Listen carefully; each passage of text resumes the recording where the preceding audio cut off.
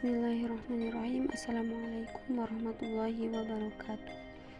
Perkenalkan, nama saya Rina Nuraini dengan nomor pokok mahasiswa 240621211029 dari PAIB semester 3 Fakultas Pendidikan Islam dan Keguruan Universitas Garut. Video ini dibuat untuk memenuhi tugas mata kuliah Ilmu Pendidikan Islam 2 yang diampu oleh Dr. Hajah Hilda Aini Syifa MAG dan Dr. Randa Hajah Neneng Nafisah MSI MAG. Materi yang akan saya bahas kali ini yaitu merumuskan tujuan pendidikan secara Islami. Yang pertama yaitu tujuan pendidikan menurut Undang-Undang Dasar Nomor 20 Tahun 2003 yang menjadi dasar pendidikan nasional adalah Pancasila dan Undang-Undang Dasar 1945 yang berakar pada nilai-nilai agama, kebudayaan nasional Indonesia, dan tanggap terhadap tuntutan perubahan zaman.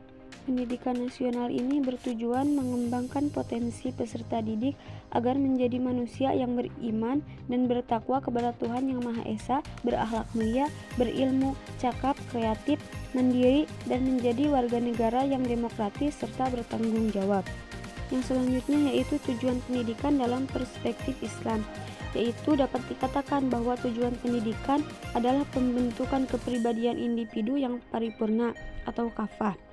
Nah, pribadi individu yang demikian itu merupakan pribadi yang menggambarkan terwujudnya keseluruhan esensi manusia secara kodrati, yaitu sebagai makhluk individu, makhluk sosial, makhluk bermoral, dan makhluk yang bertuhan. Nah, citra pribadi yang seperti itu sering disebut sebagai manusia paripurna atau insan kamil, atau pribadi yang utuh, sempurna, seimbang, dan juga selaras. Jadi, manusia yang sempurna berarti manusia yang memahami tentang Tuhan, mengenal diri, dan juga lingkungannya. Yang selanjutnya yaitu tujuan pendidikan menurut para ahli. Yang pertama, menurut Al-Ghazali, merumuskan bahwa tujuan pendidikan Islam ke dalam dua segi, yaitu membentuk insan paripurna yang bertujuan mendekatkan diri kepada Allah dan menuju kebahagiaan hidup di dunia dan akhirat. Dan Al-Ghazali juga mengatakan bahwa tujuan pendidikan Islam adalah kesempurnaan manusia di dunia dan juga di akhirat. Yang selanjutnya menurut Syed Muhammad Naqib Al-Attas mengatakan bahwa tujuan akhir dari pendidikan Islam adalah berusaha mewujudkan manusia yang baik atau manusia yang universal, yaitu sesuai dengan fungsi diciptakannya manusia, di mana ia membawa dua misi, yaitu sebagai Abdullah dan juga Khalifah fil ardh. Yang selanjutnya menurut Muhammad Qutb menyebut tujuan akhir dari pendidikan Islam dengan istilah manusia sejati. Nah, sedangkan menurut Muhammad Arifin bahwa pendidikan Islam bertujuan membentuk manusia yang segala perilakunya didasari dan dijiwai oleh iman dan takwa kepada Allah, yaitu manusia yang dapat merealisasikan idealitas Islami dan juga menghambakan diri sepenuhnya kepada Allah Subhanahu wa taala. Yang selanjutnya yaitu menurut M. Nasir menyimpulkan bahwa pendidikan Islam sebenarnya bermaksud untuk merealisasikan tujuan hidup manusia itu sendiri, yaitu membentuk insan yang beriman, bertakwa, berakhlak mulia, maju, mandiri, dan memiliki ketahanan rohaniah yang tinggi, serta mampu beradaptasi dengan dinamika perkembangan masyarakat, sehingga dapat tercipta kebahagiaan hidup di dunia maupun di akhirat. Nah, hal ini sejalan dengan Quran Surat Al-An'am ayat 162.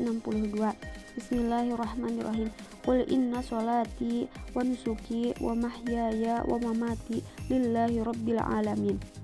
Katakanlah Muhammad, sesungguhnya sholatku, ibadahku, hidupku, dan juga matiku hanya untuk Allah Subhanahu wa taala, Tuhan seluruh alam.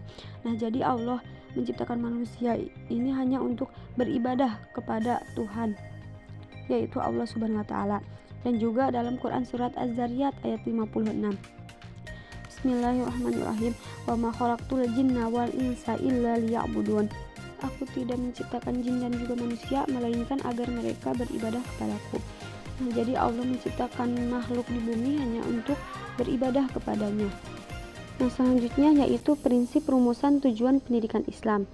Tujuan pendidikan Islam sesungguhnya tidak terlepas dari prinsip-prinsip pendidikan yang bersumber dari Al-Quran dan juga Al-Hadis. Menurut Muhammad Raqib, mengemukakan bahwa terdapat 5 prinsip dalam merumuskan tujuan pendidikan Islam.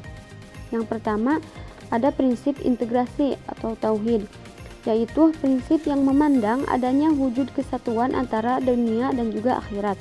Oleh karenanya, pendidikan akan meletakkan porsi yang seimbang guna mencapai kebahagiaan di dunia maupun di akhirat.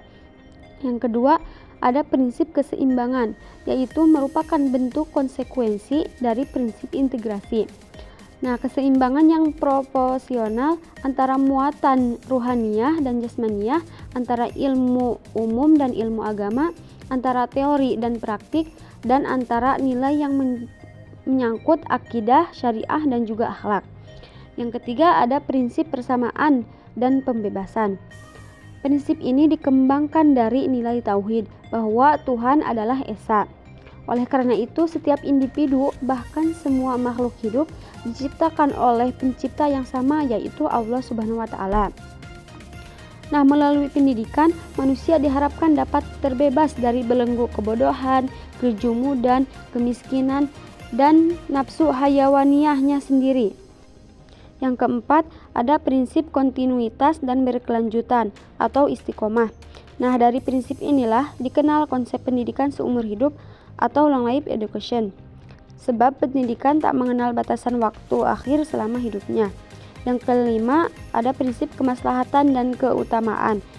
Jika ruh tauhid telah terkristalisasi dalam tingkah laku, moral, dan akhlak seseorang dengan kebersihan hati dan kepercayaan yang jauh dari kotoran, maka ia akan memiliki daya juang untuk membela hal-hal yang maslahat.